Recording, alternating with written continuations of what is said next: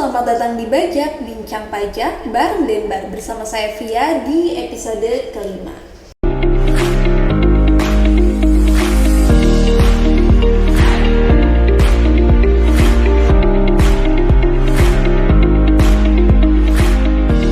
Nah, di episode kelima ini kita bakal bahas sesuatu yang baru, yang fresh, yang katanya bakalan launching nih di DJP, yaitu Cortex. Ya, nah ngomong-ngomong soal Cortex, mungkin belakangan ini kawan pajak di rumah udah sempat sering denger ya Cortex. Sebenarnya atau mungkin di beberapa IG KPP ya, di beberapa sosial media KPP udah mulai sering nih mensosialisasikan tentang Cortex. Nah, atau mungkin juga ada kawan pajak di rumah yang udah pernah ngikutin kelas pajaknya. Nah, oleh karena itu di samping saya ini sudah hadir Raras Supriyani Tias atau biasa disapa Mbak Raras. Kita sapa dulu yuk. Halo, selamat pagi Mbak Raras. Halo, selamat pagi Kak Alivia. Selamat pagi kawan pajak. Semoga dalam keadaan sehat selalu ya. Oke, luar biasa sekali. Gimana nih kabarnya Mbak Raras? Kayaknya kita udah lama ya nggak ketemu ya. Nggak ketemu di podcast mungkin kali ya Kak ya. Kalau sehari-hari udah sering ya. Kayak gimana kabarnya Mbak? Alhamdulillah, puji syukur baik Kak, dan bahagia dong pastinya. Wih, iya dong, kita harus selalu bahagia terus ya, biar kita tuh mental health-nya selalu terjaga. Betul sekali, kita harus selalu bahagia. Nah Mbak Rara, sekarang kita bakal mau bahas tentang Cortex nih yang udah belakangan ini sering terdengar gitu kan. Nah sebentar lagi katanya Cortex ini tuh bakalan launching di DJP, tapi mungkin banyak kawan pajak di rumah yang belum familiar sebenarnya Cortex tuh apa sih gitu kan. Dia tuh barang kah, jasa, atau apa sih sebetulnya Cortex ini? Boleh dijelasin deh. Oke, baik, pertanyaan yang bagus banget nih. Cortex, pasti kawan pajak di rumah itu juga sudah beberapa kali itu tahu nih seliweran-seliweran, baik itu di media sosial IG-nya KPP Denbar ataupun IG-nya Ditjen Pajak RI. Nah, Cortex sendiri ini merupakan sistem administrasi layanan di Direktorat Jenderal Pajak yang nantinya akan memberikan kemudahan bagi para penggunanya. Wih, oke. Baik. Nah, pembangunan Cortex ini merupakan bagian dari proyek PESIAP atau pembaruan sistem inti administrasi perpajakan yang pastinya sudah diatur di peraturan pemerintah. Oh, peraturan pemerintah. Betul. Oke. Oh, iya Kak, Perpres, peraturan Presiden nomor 40 tahun 2018. Nah, kenapa sih Cortex ini harus dijalankan atau DJP ini melakukan pembaharuan sistem? Ada beberapa alasannya. Kenapa yang tuh, Mbak? pertama, itu karena sistem administrasi yang saat ini itu harus redesign ulang. Betul Okay. sekali. Karena pembangunan sistem informasi ini nantinya akan berbasis COTS atau Commercial of New Sales. Lalu ada pembenahan basis data perpajakan. Karena pastinya kan tiap hari database wajib pajak itu akan bertambah. Betul, jadi nambah terus. DJP melakukan pembenahan basis data perpajakan. Lalu agar sistem perpajakan itu menjadi lebih mudah pastinya. Tuh. Lalu lebih andal, terintegrasi, akurat, dan pasti. Widih, cakep. Betul. Ada lagi Mbak? Ada lagi nih, yang terakhir adalah untuk optimalisasi pelayanan dong pastinya.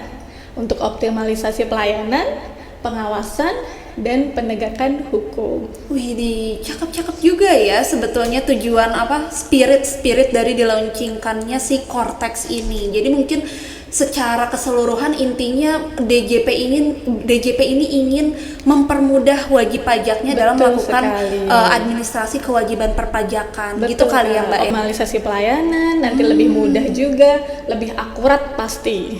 Ah gitu, oke. Nah sebetulnya nih Mbak, dari Cortex ini, nah itu kan kenapa sih Mbak si Cortex ini tuh perlu ada dan kenapa mesti diperbaharui? Nah, pasti suatu pembangunan atau pembaruan sistem itu ada tujuannya nih. Betul. Nah, apa sih tujuan dari pembangunan Cortex ini? Tujuannya adalah untuk memodernisasi sistem administrasi perpajakan yang ada saat ini. Nah, Cortex ini nantinya akan mengintegrasikan seluruh proses bisnis dari mulai pendaftaran, pelaporan SPT, pembayaran, pemeriksaan, ataupun penagihan nanti akan diintegrasikan dalam satu sistem. Seperti itu. Oh gitu.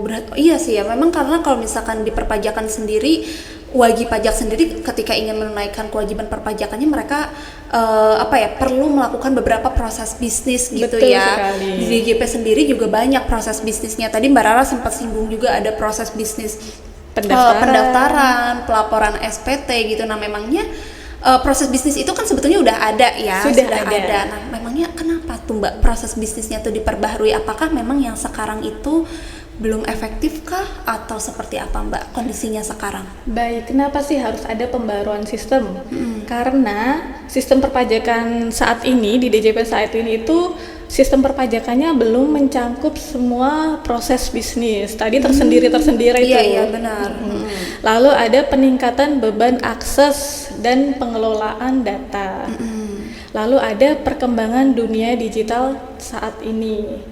Kan semakin berkembang dunia ini, semakin teknologinya juga semakin canggih. Betul. Mungkinnya nantinya akan seluruh layanan di DJP akan menggunakan elektronik, tidak menggunakan kertas lagi. Itu. Oke, iya kalau sekarang mungkin masih hybrid kali ya, ada yang manual gitu kan, ada yang sekarang udah elektronik. Kalau dengan si Cortex nih harapannya semua bisa difasilitasi secara elektronik. Betul. Harapannya seperti itu. Tapi juga mungkin nanti tidak menutup kemungkinan bisa juga dilakukan misalnya pelaporan SPT secara manual, itu juga masih ada.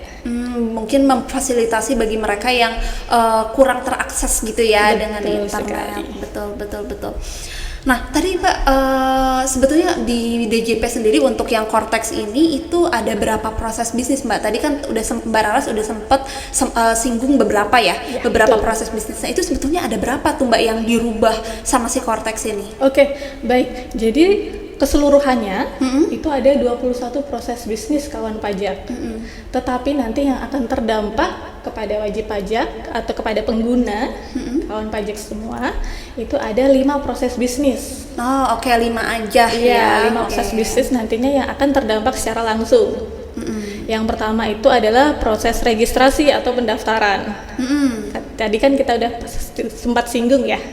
Lalu ada proses pengelolaan SPT, pelaporan SPT. Lalu ada Taxpayer Account Management atau TAM. Oke. Baik. Lalu yang selanjutnya yang keempat ini ada proses bisnis pembayaran. Lalu yang terakhir ini ada layanan perpajakan. Jadi 5 itu saja yang nantinya akan terdampak langsung kepada pengguna. Oke. Nggak seluruhnya 21 proses bisnis itu akan ke WP semua. Iya, betul. 5 aja yang mungkin berdampak langsung ke wajib pajak, sisanya mungkin internal DJP ya Mbak. Betul, ya, karena kan mungkin perlu penyesuaian juga dengan adanya sistem baru ini. Nah, tadi deh Mbak Raras pertama kali nyebutin tentang proses bisnis registrasi. Nah, mungkin boleh dijelasin dulu Mbak, gimana sih proses bisnis registrasi itu? Oke, gitu kan? Kita masuk ke penjelasan dan perubahan serta keunggulan nih ya dari 5 proses bisnis ini. Boleh, silakan Mbak. Yang pertama ada proses registrasi atau pendaftaran ya. Nah, yang pertama di pendaftaran itu ada saluran pendaftaran yang nantinya kita akan kaitkan ke pemberian akses digital. Nah, kalau pendaftaran kan dulu harus ke KPP terdaftar. Betul. Dan sesuai dengan domisilinya. Domisili, betul. Lalu, kalaupun mendaftar secara online atau saluran digital lainnya itu juga masih terbatas. Nah, nantinya setelah Cortex ini, di Cortex nanti seluruh registrasi layanan itu dapat dilakukan di seluruh KPP, unit KPP. Jadi nggak harus sesuai dengan di mana Kak Via tinggal. Gitu. Multi channel. Betul sekali, borderless. Nggak sesuai dengan di alamat domisilinya Kak Via atau kawan pajak. Bisa di KPP terdekat. kalau mau mendaftarkan secara langsung ke KPP. Betul. Lalu ada juga saluran lain atau digital lain itu juga sudah akan ada penambahan melalui kering pajak juga bisa. Seperti itu. Nah, kalau dikaitkan dengan akses digital nih, kalau misalnya sudah pendaftaran, kan nantinya akan dapat akses nih, udah dapat NPWP, juga dapat akses untuk melakukan hak dan kewajiban perpajakannya. Betul. Nah, kalau sebelumnya kan kalau pendaftaran NPWP sendiri, lalu kawan pajak itu juga mau mengajukan pengupahan PKP, itu harus ke KPP, atau mengajukan ke KPP lagi, atau permohonannya itu disampaikan melalui pos. Itu kan tersendiri ya, proses bisnis tersendiri dari betul. proses pendaftaran, lalu mau pengajuan PKP, pengajuan sertifikat elektronik, itu kan sendiri-sendiri. Nah, kalau nanti itu gimana? Nah, kalau nantinya itu proses-proses tersebut itu akan disederhanakan. Jadi satu proses bisnis saja. Jadi pada saat pendaftaran, nanti juga kawan pajak langsung dapat bisa menggunakan layanan-layanan seperti pengukuhan PKP juga, sertifikat elektronik juga. Jadi seluruh layanan aktivitas digital di DJP itu bisa diakses. Jadi satu proses bisnis saja pada saat pendaftaran. Gitu. Ada lagi mungkin Barara selain itu? Oke, itu kan tadi terkait tempat pendaftaran yang juga dikaitkan dengan akses digital layanannya ya Kak ya. Betul. Yang kedua itu ada validasi data. Oke. Gimana tuh kalau validasi? Sebelumnya kan dilakukan secara terbatas ya, sehingga untuk keabsahan datanya itu tidak bisa dipastikan keabsahan datanya. Jadi secara terbatas. Kalau saat ini nanti sesudah Kortex atau pas Kortex, ini nanti validasi data itu dilakukan melalui instansi pemilik data seperti Dukcapil. Contohnya mungkin Jadi langsung waktu kita input NIK, langsung bisa divalidasi dan datanya itu satu sistem dengan Dukcapil. Seperti jadi itu. Langsung nggak bisa juga ya, misalkan kita nginput salah, langsung kedeteksi ini nggak ada nih nomor NIK ini gitu ya. Betul. Jadinya kalau yang udah punya NPWP atau aktivasi NPWP sebelumnya di satu NIK itu ya berarti cuma bisa satu saja, karena kan satu NIK memang untuk satu NPWP. Seperti itu. Nah, tadi kan udah di saluran pendaftaran udah, tempat pendaftaran juga bisa dilakukan di KPP manapun, lalu validasi data dari data Dukcapil. Selanjutnya adalah jumlah digitnya nih Kak. Tuh katanya bakalan nambah ya jumlah digitnya ya. Betul sekali. Sebelumnya kan kalau jumlah digit NPWP ini ada 15 digit. Kalau untuk saat ini ya. Tapi nanti di Kortex ada 16 digit. Nambah ya. Kalau orang pribadi kan pakai nomor KTP-nya atau NIK-nya. Kalau nanti badan sebelum-sebelumnya yang sudah terdaftar sebelum Kortex itu kalau misalnya terdaftar di 2023 ini, nanti kan diberikan nomor induk. Kalau untuk badan itu akan nanti diberikan NPWP 15 digit dan 16 digitnya ditambahin 0 di depannya. Tapi nanti pada saat Kortex sudah dilangsungkan itu akan langsung otomatis ke 16 digit. Jadi mungkin untuk badan-badan yang terdaftar sebelum Kortex ini launching itu dua, jadi mereka punya ya NPWP yang 15 digit sama yang 16 digit. Betul. Tapi nanti untuk badan yang mungkin baru daftarnya di tahun 2025 misalkan itu langsung aja dikasih 16 digit gitu ya. Betul sekali, karena kan nanti pada saat Kortex itu yang digunakan adalah NPWP 16 digitnya. Itu beberapa perubahan-perubahan di proses registrasi. Sebenarnya ada banyak lagi kawan pajak untuk detailnya itu juga bisa akses ke Pajak.go.id. Di sana juga ada sudah tertera manual bukunya terkait proses bisnis materinya ya. Proses bisnisnya itu ada materinya di sana. Mungkin kawan pajak bisa lihat-lihat di sana atau baca di sana juga. Betul sekali ya. Jadi kawan pajak kalau misalkan pengen tahu lebih detail ya tentang proses apa aja sih yang berubah dari Kortex ini, proses bisnis apa aja sih yang berubah, itu bisa tadi kata Mbak Raras di website www.pajak.go.id ya. Betul sekali. Nah, di sana ada bagian nanti reformasi perpajakan, itu bagian Kortex juga ada. Ya, menarik sekali ya Mbak Raras ya. Banyak juga itu ya perubahannya ya. Betul sekali. Tapi memang yang menarik mungkin yang nanti bisa memudahkan wajib pajak di rumah itu adalah tadi ya, kalau yang saya tangkap pendaftarannya bisa betul di mana borderless. Kalau sekarang kan aduh mesti di daerah di dekat tempat tinggal. Kalau nanti kan misal kayak saya orang Bandung, terus mau sekarang saya di Bali mau daftar NPWP, ya udah di Bali aja gitu kan. bisa. Oke, nah tadi kan udah tentang proses bisnis registrasi. Nah selanjutnya ada proses bisnis apa lagi nih Mbak yang berubah? Tadi kan ada 5 ya, registrasi sudah, lanjut ke pengelolaan SPT. Pengelolaan SPT. Pengelolaan SPT ini perubahan-perubahannya yang paling mungkin paling terasa atau paling penting di pengelolaan SPT yang akan datang itu ada banyak juga perubahannya. Nah, nanti proses pelaporan SPT itu akan terintegrasi dengan proses bisnis pembayaran, termasuk e-faktur, e-bupot, e-statement dengan fitur validasi data. Lalu yang kedua ada perluasan data SPT baik dari pihak ketiga maupun dari proses bisnis lainnya. Terus yang ketiga ada fitur notifikasi pengingat nih Kak, terkait kewajiban pelaporan. Jadinya nanti di akun wajib pajak itu ada notifikasi pengingat untuk melaporkan SPT-nya biar nantinya nggak terlambat atau nggak lupa kan. Kita ingati nih untuk lapor SPT-nya. Lalu satu formulir untuk wajib pajak orang pribadi. Jadi nanti mungkin nggak akan ada formulir 1770 S, SS, terus 1770 itu nanti nggak akan ada lagi di Cortex. Adanya satu formulir untuk wajib pajak orang pribadi. Iya, jadi nggak perlu ini juga ya, nggak perlu mengingat lagi ya. Saya harus gunain apa ini? Iya betul. Kadang tuh kan takutnya salah juga gitu kan, mesti tanya. Oke, lanjut Mbak Raras gimana? Nah, lalu ada penghitungan TER untuk PPh pasal 21. Nanti di sistem Cortex itu langsung otomatis menggunakan tarif PPh sesuai dengan ketentuan saat ini yaitu TER. Nah, jadi kawan pajak gak perlu khawatir. Misalnya sudah terdaftar nih di tahun-tahun lama. Tahun misalnya 2018 sudah terdaftar, lalu ternyata waktu pelaporan SPT tahun 2023-nya ada kekurangan data nih, data, ada yang perlu dibetulkan. Bisa di sistem Cortex nanti melakukan pembetulan SPT-nya.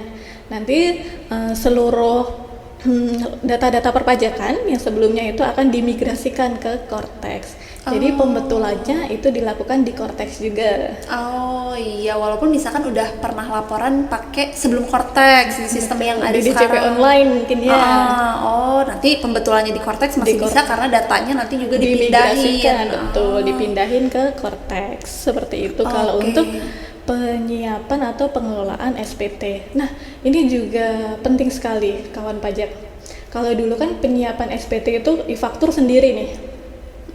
Terus e-bupot juga sendiri di DJP online. Sistem yang lain lagi. Betul, sistem yang lain lagi.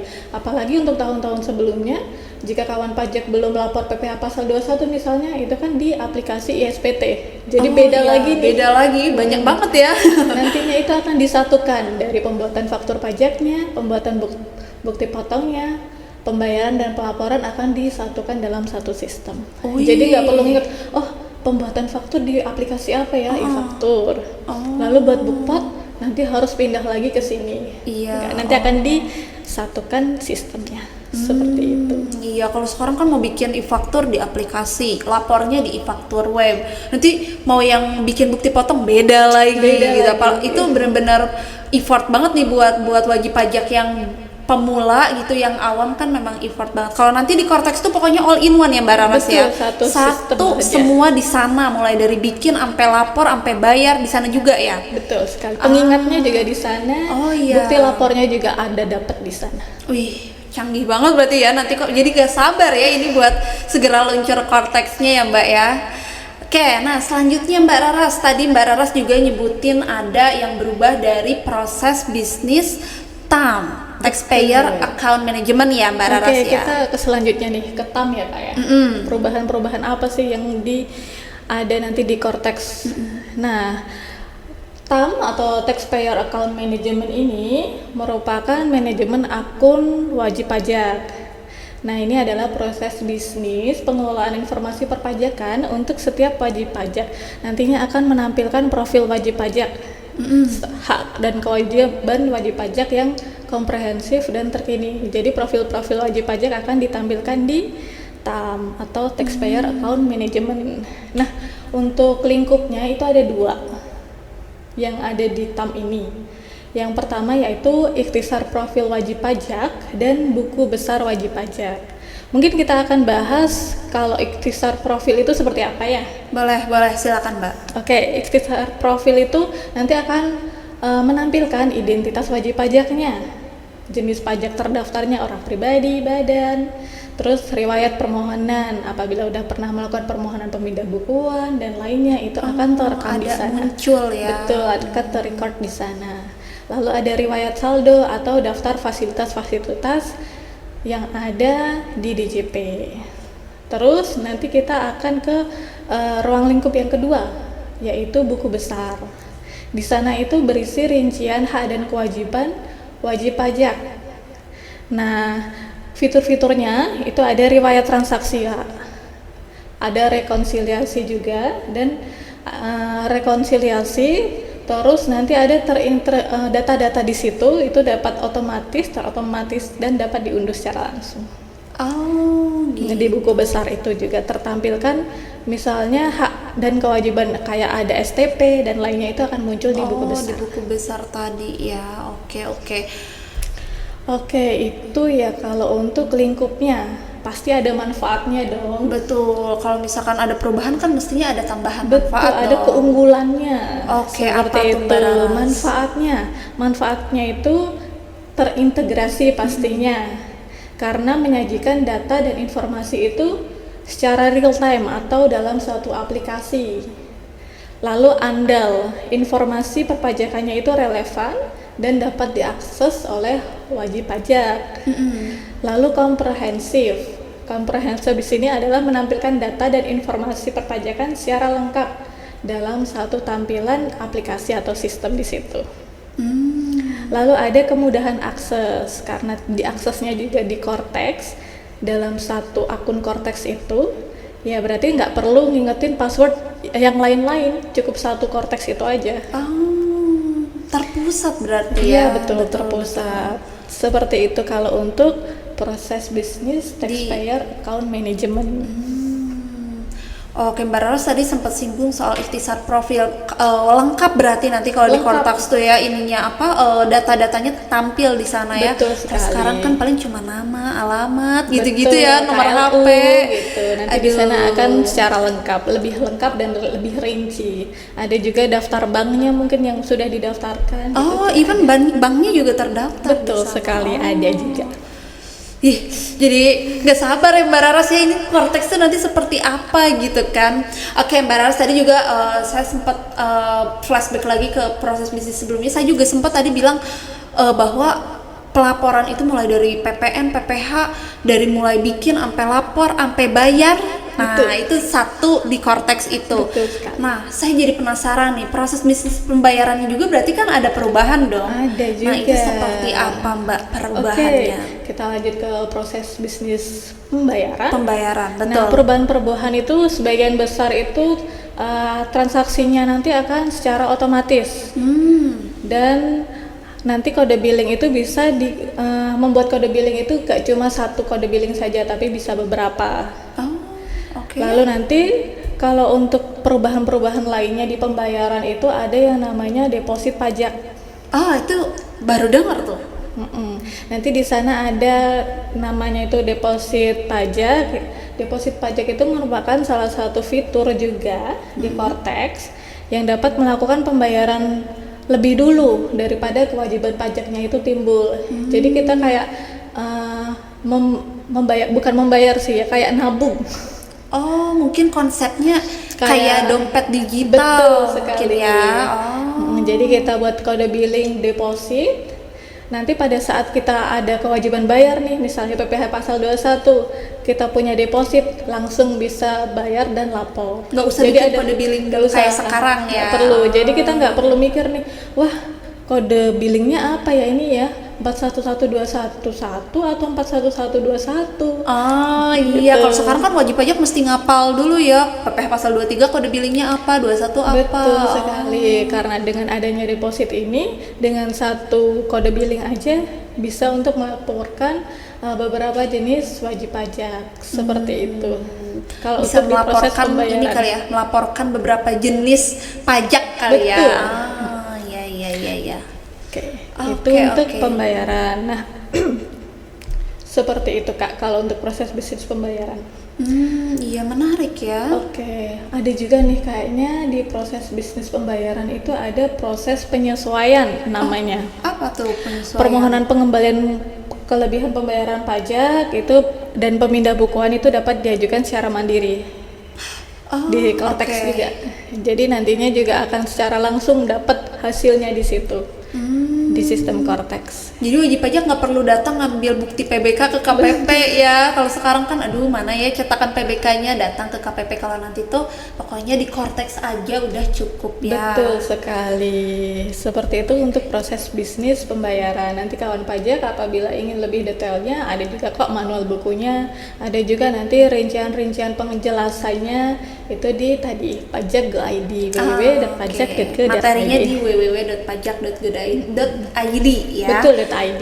Oke, berarti di proses pembayaran ini yang baru tuh tadi ya deposit pajak yang Betul, belum ada pernah deposit ada pajak. sebelumnya ya. Itu konsepnya mungkin saya perjelas lagi ya, mungkin konsepnya seperti dompet digital, tinggal top up, nanti kalau misalkan mau lapor ada pembayaran tinggal motong dari sana gitu kan. Betul sekali. Jadi kan Oke. nggak ada keterlambatan bayar nih kalau misalnya ada deposit pajak. Benar. Oke, nah selanjutnya nih Mbak Raras, ada apa lagi nih Mbak? Ada proses bisnis apa lagi yang berubah? Oke, untuk selanjutnya ini yang kelima ya tadi ya. Pembayaran kan yang keempat, terus yang saat ini yang kelima. Betul. Ada yang namanya proses bisnis layanan ya. Kalau sebelumnya kan kalau di DJP itu ada yang namanya DJP online. Di sana pun juga sudah difasilitasi untuk melakukan akses permohonan secara elektronik atau secara online, baik itu SKF, SKPP 23, PP 55 di situ ada. Tapi nantinya di Cortex itu juga akan ada penambahan lagi untuk saluran elektroniknya, untuk permohonan secara elektroniknya. Oke. Nah, keunggulannya itu yang pertama ada perluasan saluran layanan. Wajib pajak itu dapat memperoleh layanan perpajakan secara online melalui portal wajib pajak. Ada juga nanti saluran telepon kering pajak 1-500-200. Jadi perluasan ya kayak yang biasanya itu datang langsung ke KPP, tapi bisa dilakukan permohonan secara online ataupun telepon kering pajak. Itu untuk perluasan saluran layanan. Lalu ada borderless. Tadi kan kita sudah sempat singgung ya, kalau pendaftaran bisa di KPP manapun. Oh iya betul. Ini juga sama berarti. Sama juga. Jadi wajib pajak yang belum menggunakan saluran online itu dapat memilih menggunakan layanan secara offline juga dengan mengajukan layanan ke kantor pajak mana saja. Jadi nggak harus ke KPP terdaftar gitu maksudnya? Betul sekali. Kayak tadi daftar NPWP bisa di KPP mana saja. Oke. Tapi dengan kriteria tertentu ya, misalnya permohonan kan nggak cuma permohonan NPWP saja. Betul. Kalau nanti ada kriteria tertentunya untuk untuk permohonan ke unit KPP dimanapun itu ada aturannya. Oh, jadi tidak semua, tapi lebih dibanyakin lagi layanan yang bisa borderless. Tapi Betul tentunya ada sekali. beberapa terbatas, ada beberapa yang harus ngajuinnya tuh ke KPP terdaftar. Betul Oke, sekali. mungkin juga itu kan terkait otorisasi wewenang ya Mbak ya. Oke. Nah, ada namanya otomasi layanan. Oke, tuh apalagi tuh? Otomasi layanan ini adalah memperbanyak layanan yang diproses secara otomatis oleh sistem tanpa menunggu penelitian dari petugas. Jadi kawan pajak bisa nih langsung akses, misalnya mau pengajuan surat keterangan fiskal. Oh ya, oke. Nanti kalau misalnya syaratnya sudah terpenuhi secara online itu, akan langsung dapat surat keterangannya. Oh, jadi nggak Jadi perlu langsung dapet approval ya, nggak perlu nunggu lama, nggak Langsung perlu divalidasi approval. oleh DJP secara oke. online. Seperti itu. Menarik Akan ya. di lebih banyak mungkin layanan elektroniknya Oh, oke. untuk otomasi layanannya. Lalu ada layanan unduh dokumen mandiri. Kalau permohonan pastikan ada hasilnya atau Iya. ada produk hukumnya. Nah, Betul. kawan pajak bisa langsung download nih produk hukumnya. Misalnya tadi permohonan pemindah bukuan, bisa langsung nanti akan di-download itu produk hukum hasil dari pemindah bukuannya. Di akunnya masing-masing. Di akunnya kan? masing-masing. Akunnya tuh itu kan tadi yang namanya taxpayer portal itu kan. Betul sekali. Oh, oke. Nah, lalu ada tracking permohonan. Nanti kawan pajak bisa melihat nih permohonan saya ini sampai mana sih? Gitu langsung bisa nanti tracking udah divalidasi kah, masih dalam proses penelitian kah, itu nanti akan ada perkembangan-perkembangan di menu tracking permohonan. Nanti akan ada mungkin menunya di Cortex ini pasti Iya. ada. Kalau sekarang kan nggak bisa ya Mbak ya, kita tuh mesti nanya bolak-balik tanya ke KPP permohonan saya sampai mana. Kalau nanti tuh bisa dilihat langsung di sana Bisa ya. dilihat Nggak langsung. perlu telepon KPP. Bisa juga Kak. Iya. Nah, lalu Lanjut. ada akses kelas pajak. Nah, pasti kawan pajak ini, wah kalau ada aturan baru, ingin mengikuti kelas pajak, bisa bahkan nih reservasi nanti ke KPP. Jadi untuk kawan pajak yang pengen melakukan konsultasi ataupun mengikuti kelas pajak, itu nanti juga difasilitasi di Cortex ini. Jadi WP melakukan reservasi, kalau sudah nanti akan dihubungi untuk dilakukannya kelas pajak. Seperti itu kalau untuk proses bisnis layanan. Betul. Jadi informasi tentang kelas pajak pun bahkan disediakan di sana kan. Oke. Betul Kak. Jadi kan kalau ini ya di DJP ini di Pajak Go ID kan sudah ada buku-buku manualnya, sudah ada dari proses bisnis registrasi hingga layanan akses digital, semuanya kan sudah ada, proses bisnis layanan itu sudah ada. Nah kawan pajak kalau misalnya masih bingung terkait hal tersebut, bisa praktik langsung atau lihat langsung di menu simulator. Oh ada ya sekarang udah dibuka ya? Sudah dibuka simulator Cortex itu di akun DJP online kawan pajak masing-masing. Oh Jadi itu tinggal buka. daftar aja nanti. Biasa ya nanti akses dulu DJP online-nya. Nanti Login, bagian halaman kan? depan login dulu. Halaman depan nanti akan ada simulator Cortex. Klik saja di situ untuk daftar. Nantinya akan diberikan akses untuk melakukan ada nanti username-nya sama password-nya untuk akses Cortex. Jadi nanti kalau kawan pajak sudah bisa akses di Cortex, nanti kan dikirimin juga link di mana sih kita bisa akses Cortex-nya, itu akan dikirimin juga melalui email terdaftarnya. Nah, di situ nanti kita bisa lihat-lihat nih menu-menunya apa saja. Oh, Dari- jadi preview ya, biar Betul. kita juga nggak langsung pas launching Kaget. Cortex kaget, waduh ini apaan lagi gitu kan. Iya. Oh, kita udah mulai bisa simulasi, habituasi ya, proses habituasi Betul dulu. Oke. banget. Selain dari simulator di DJP online, kita kan juga ada kelas pajak nih, kawan pajak setiap hari Rabu. Jadi kalau misalnya mau tahu lebih banyak tentang Cortex, bisa banget nih ikut kelas pajak di KPP terdaftarnya. Oh, bahkan kita pun mengadakan ya setiap hari Rabu ya Mbak Raras ya, Betul untuk kelas sekali. pajak Cortex ya. Oke. Oh iya, satu lagi nih mau ngingetin untuk kawan pajak yang belum melakukan pemadanan NIK NPWP. Segera lakukan pemadanan NIK NPWP karena nantinya juga biar nggak terkendala nih pada saat Cortex berlangsung. Gitu Kak Fia. Jadi biar pada saat Cortex nih launching, kalau yang udah pemadanan ke NPWP kan jadi gampang ya nanti untuk aksesnya. Kalau yang belum kan nanti ribet lagi ya. Mending dari sekarang aja ya kawan pajak ya. Iya. Yuk yang belum pemadanan ke NPWP mulai sekarang. Kalau misalkan yang belum paham caranya gimana, telepon KPP terdaftar. Gitu ya Mbak Raras ya. Betul sekali. Nah, itu tadi terkait pembahasan Cortex dari 5 proses bisnis.